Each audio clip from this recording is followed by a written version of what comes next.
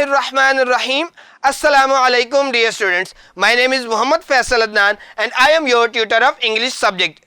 Dear students, today we are going to start the exercise of unit number 3. That's the poem The Lake Isle of Innisfree written by William Butler Yeats. عزیز طلبہ، last lectures میں ہم نے اپنی poem کی سٹینزاز کو پڑھا تھا. آج کے اس ویڈیو لیکچر میں ہم اپنی ایکسرسائز کو سٹارٹ کرنے جا رہے ہیں. تو سب سے پہلے ہماری ایکسرسائز میں گیون کمپریہنشن کوسچنز کے آنسرز کو پڑھتے ہیں. آنسر دا فالوئنگ کوسچن، درج ذیل سوالات کے جوابات دیں. کوسچن 1 ہے What kind of life does the poet imagine in this poem? شاعر اس نظم میں کس طرح کی زندگی کا تصور کرتا ہے؟ The answer is In this poem, the poet imagines a carefree life in the company of peace and silence. اس کا مطلب ہے اس نظم میں شاعر سکون اور خاموشی کی رفاقت میں فکر سے آزاد زندگی کا تصور کرتا ہے. ڈیئر اسٹوڈنٹس، ریڈنگ ہم نے جب کی تھی تو ہم نے اس میں پڑھا تھا کہ شاعر جو ہے یہ اپنی شہری زندگی سے تنگ آ چکا ہوا ہے اور وہ ایک کیئر فری لائف یعنی پریشانیوں سے آزاد زندگی گزارنا چاہتا ہے. ہمارا سیکنڈ کوسچن ہے what is the difference between city life and life at the lake of Innisfree? شہری زندگی اور جھیل انسفری کے کنارے زندگی میں کیا فرق ہے؟ The answer is the city life is full of noise and pollution while the life at the lake of Innisfree is beautiful and noise free. اس کا مطلب ہے شہری زندگی شور اور آلودگی سے بھری ہے جبکہ انسفری جھیل کے کنارے کی زندگی خوبصورت اور شور سے پاک ہے. ہمارا تھرڈ کوسچن ہے why do you think the poet wants to go to Innisfree? آپ ایسا کیوں سوچتے ہیں کہ شاعر انسفری جانا چاہتا ہے؟ The answer is I think that the poet wants to go to Innisfree because it is mentioned in the first line of the first stanza. میں سوچتا ہوں کہ شاعر انسفری اس لیے جانا چاہتا ہے کیونکہ یہ بات پہلے بند کی پہلی سطر میں واضح کی گئی ہے. عزیز طلبہ، ہم نے فرسٹ اسٹینزا جب ریڈ کیا تھا تو اس میں ہم نے یہ پڑھا تھا کہ شاعر جو ہے وہ پہلی ہی لائن میں بتاتا ہے کہ میں ابھی اٹھوں گا، فل فور اٹھوں گا اور انسفری چلا جاؤں گا. انسفری کون سی جگہ ہے؟ انسفری ایک ایسی جگہ ہے جہاں پر موسم گرما کی چھٹیاں گزارنے کے لیے شاعر بچپن میں جایا کرتا تھا اور یہ قدرتی نظاروں سے بھرپور ایک پرسکون جگہ تھی. ہمارا فورتھ کوسچن ہے right 3 things that the poet would like to do when he goes back to Innisfree. یعنی وہ 3 چیزیں لکھیں جو کہ شاعر کرنا پسند کرے گا جب وہ دوبارہ انسفری جائے گا. یہاں دوبارہ انسفری سے مراد یہ ہے کہ وہ جوانی میں انسفری جانا چاہتا ہے. اب بچپن میں تو وہ جاتا تھا لیکن دوبارہ وہ جانا چاہتا ہے. تو اس کا آنسر ہے The poet wants to do 3 things: to build a small cabin, to grow his own food, find peace in nature. اس کا مطلب ہے شاعر 3 چیزیں کرنا چاہتا ہے.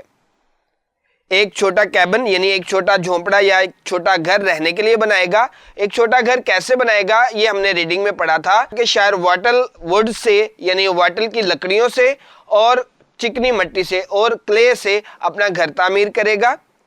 اپنی خوراک خود اگائے گا اور اس کی خوراک میں ہم نے پڑھا تھا کہ بینز یعنی پھلیاں ہوں گی اور شہد ہوگا. اور تھرڈ چیز جو وہ کرنا چاہتا ہے وہ فطرت میں رہ کر سکون تلاش کرنا چاہتا ہے.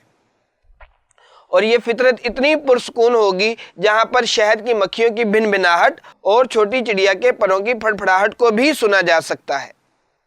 ہمارا 5th کوسچن ہے describe the lake isle of Innisfree in your own words.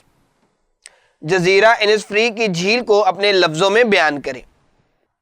عزیز طلبہ، جزیرہ کیا ہوتا ہے یہ ہم نے ریڈنگ میں پڑھ لیا تھا. میں دوبارہ یہاں پر وضاحت کرتا ہوں. جزیرہ ایک ایسی جگہ ہوتی ہے جس کے ہر طرف پانی ہوتا ہے اور جہاں پر بہت کم لوگ آباد ہوتے ہیں. تو اس کا آنسر ہے the lake isle of Innisfree is a small island in Ireland. This island is a place of natural beauty. The lake itself is surrounded by lush greenery including 9 bean rows and a bee loud glade. اس کا مطلب ہے یہ Ireland کا ایک چھوٹا جزیرہ ہے. یہ جزیرہ قدرتی خوبصورتی کا حامل مقام ہے. جھیل لہلہاتے سبزے سے گھری ہے جس میں بین کی یعنی پھلیوں کی 9 قطاریں اور بی لاؤڈ کا سبزے کا میدان بھی شامل ہے. بی لاؤڈ کا مطلب یہ ہے کہ یہاں پر شہد کی مکھیوں کے چھتے ہیں. डियर स्टूडेंट्स, ये थे हमारे एक्सरसाइज में गिवन क्वेश्चंस और उनके आंसर्स।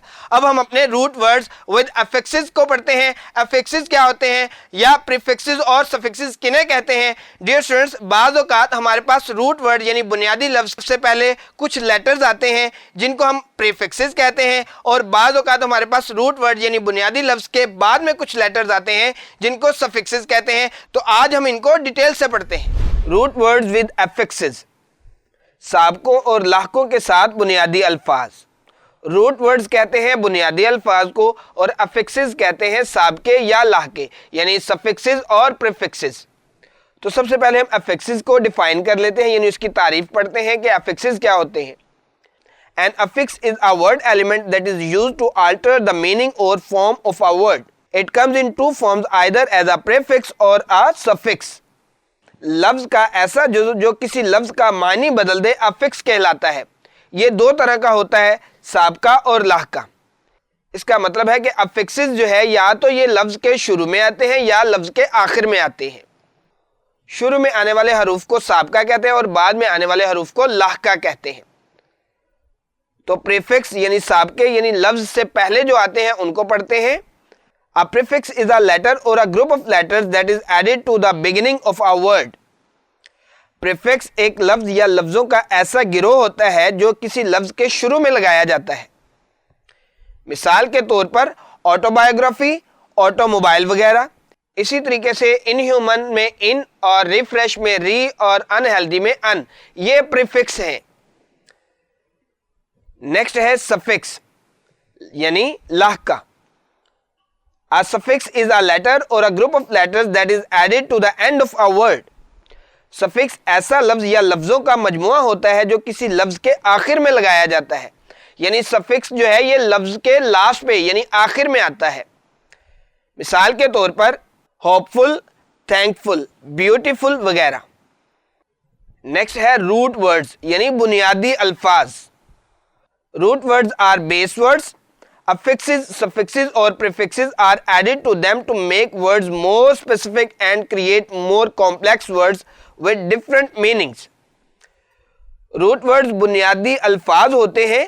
साबके और लाहके इन बुनियादी अल्फाज के साथ लगाए जाते हैं ताकि इन अल्फाज को मजीद खास बनाया जा सके या मुख्तलिफ मायने वाले पेचीदा लफ्ज बनाए जा सके। एग्जाम्पल यानी इसकी कुछ मिसालें देखते हैं। हमारे पास कुछ रूट वर्ड्स हैं जैसे रेस्ट, केयर और होप। तो इनमें हम सफिक्स लगाकर इनके न्यू वर्ड बनाते हैं, जैसे रेस्ट से रेस्टलेस, केयर से केयरलेस, होप से होपलेस। अब हम प्रीफिक्सेस के कुछ एग्जाम्पल देखते हैं। हमारे पास एक प्रीफिक्स है ऑडी, तो इसको बेस वर्ड से हम कैसे अटैच करते हैं, जैसे ऑडिटरी, ऑडिबल और ऑडियंस। ये हमारे पास प्रीफिक्स की एग्जांपल्स हैं। Right the word using prefix, साबका के इस्तेमाल से अल्फाज बनाएं। हमारे पास कुछ साबके यानी प्रीफिक्सेस दिए हुए हैं, हमने उनको इस्तेमाल करते हुए न्यू वर्ड्स बनाने हैं। हमारे पास सबसे पहला प्रीफिक्स है सुपर।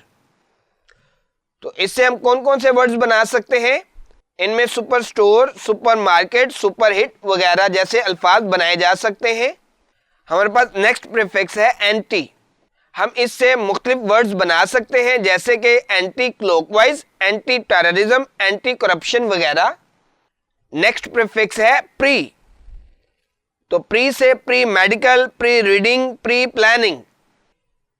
इस तरह हम कुछ वर्ड्स बना सकते हैं। Right the words using suffix, साबका के इस्तेमाल से अल्फाज बनाएं। नेक्स्ट हमें कुछ सफिक्सेस दिए हुए हैं, हमने उनको इस्तेमाल करते हुए न्यू वर्ड्स बनाने हैं। सबसे पहला सफिक्स है मंट, इसको मेंट भी बोलते हैं। तो एंटरटेनमेंट, डेवलपमेंट, मैनेजमेंट।